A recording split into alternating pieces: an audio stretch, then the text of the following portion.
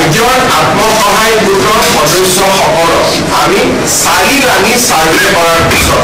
কাৰোবাৰ 3টা সন্তান আছে নেতাতকৈ বেছি আছে বিভিন্ন সাৰ্ভে কৰাৰ পিছত আমি 31 লাখ মহিলা প্ৰথম পৰ্যায়ত এই আঁচনিখনৰ বাবে উপযুক্ত বুলি আমি ইনফৰমেশ্যন বা আমি তথ্য কালেক্ট কৰিছোঁ কিন্তু অসম চৰকাৰে 27 লাখ মহিলা এই আঁচনিখনক সুবিধা দিব আমাৰ বাজেট অনুসৰি কাৰণ আমি যদিও 30 লাখ মহিলাই পাছ কৰিছে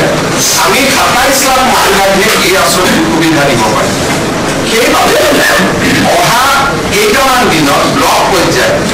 এই আঁচনিৰ চূড়ান্ত হিতাধিকাৰী নিৰ্বাচনৰ কাম আৰম্ভ হ'ব কেবিনেটে সিদ্ধান্ত গ্ৰহণ কৰিছে যে যিসকল মন্ত্ৰী বিধায়ক প্ৰাক্তন বিধায়কৰ পৰিয়াল তেওঁলোকে এই আঁচনিখনৰ সুবিধা নাপাব দ্বিতীয়তে যিসকল ৰাজপত্ৰিত বিষয়া gazetted class 1 and class 2 officer তেওঁলোকৰ পৰিয়ালেও এই আঁচনিৰ সুবিধা নাপাব যিসকলৰ আমাৰ মদৰ দোকানৰ লাইসেন্স আছে যিসকলৰ ঘৰত ব্যৱসায়িক ভিত্তিত ট্ৰাক্স আছে জেচিবি আছে বা যিসকলে আয়কৰ পৰিশোধ কৰে তেনেকুৱা লোকেও বা তেনেকুৱা আইমাতৃয়েও এই আঁচনিখনৰ সুবিধা নাপাব আৰু যিসকল আইমাতৃৰ মহালাখপতি হৈছে তেওঁলোকক আমি এখন সুকীয়াকৈ আঁচনি দিম যিহেতু অলৰেডি তেওঁলোকে বেংকৰ পৰা লাখ টকা লোনেই লয় গতিকে 10,000 টকা লোৱাত ইয়াৰ প্ৰয়োজন নাই কিন্তু তেওঁলোকক আমি সুকীয়াকৈ আৰু ভাল আঁচনি এখন দিয়াৰ বাবে আমি চিন্তা কৰিম এই ধৰণে আমি যিটো মহিলাসকলক 10,000 টকা দিয়াৰ ঘোষণা কৰিছিলোঁ সেই আঁচনিখনক আমি চূড়ান্ত পৰ্যায়লৈ লৈ গৈছোঁ আৰু আঁচনিখনৰ শুভ উদ্বোধন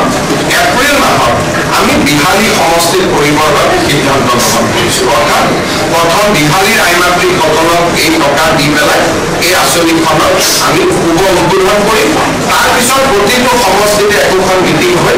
এই আঁচনিৰ টকা আমি সমষ্টিৰ ভিত্তিত বিতৰণ কৰি যাম আমাৰ মহিলাসকলে মাজে মাজে চিন্তা কৰে যে মুখ্যমন্ত্ৰীয়েতো আত্মসহায়ক গোটৰ 10,000 টকা দিম বুলি কৈছিল এতিয়ালৈকে টকাটো অহা নাই সেইটো চিন্তা কৰে নে নকৰে সেইটো মাজে মাজে চিন্তা আহি থাকে হয় নে নহয় এতিয়া আপোনালোকে মনত কৰক যে মই যি কৈছো আজিলৈকে কেতিয়াবা কোনবা কথা এনে কৈছো নেকি যি কৈছো হৈছে নে নাই এতিয়া আমাৰ এই আঁচনিটোৰ নাম হল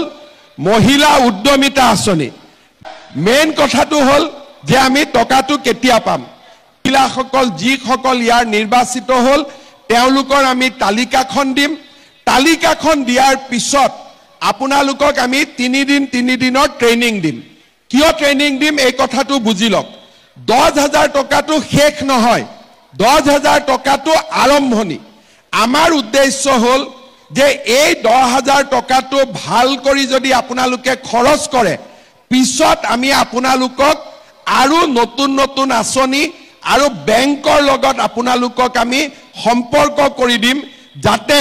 মোটামুটি 2-2.5 বছৰৰ ভিতৰত চৰকাৰৰ পৰা আপোনালোকে আৰু বেংকৰ পৰা মিলি 1 লাখ টকা কৰি আপোনালোকে পাব পাৰে কিন্তু যদি কোনোবাই 10,000 টকা পালে আৰু গিৰিয়াকে টকাটো লৈ গল তেতিয়া ইটোটো আৰু আগনাবাঢ়িব সেই কাৰণে এটা 3 দিনৰ ট্ৰেইনিং কৰি টকাটো আমাৰ আঁচনিখন কি কেনেকৈ আগবাঢ়িব লাগিব আমি বুজাই দিম আৰু তাৰ পিছত এনেকে মিটিং পাতি আপোনালোকক মই আহি টকাটো দি দিম টকাটো 100% পাবই খালি অকনমান অপেক্ষা কৰক অপেক্ষাৰ ফলটো মিঠা হয় একেবাৰে টেনচন নলব 10,000 টকা আপোনালোকে 100% পাবই কিন্তু 10,000তকৈ আৰু কেনেকৈ বেছি পায় মই সেইটোহে চিন্তা কৰি আছো যাতে আগত গৈ আমি আৰু বেছিকৈ আপোনালোকক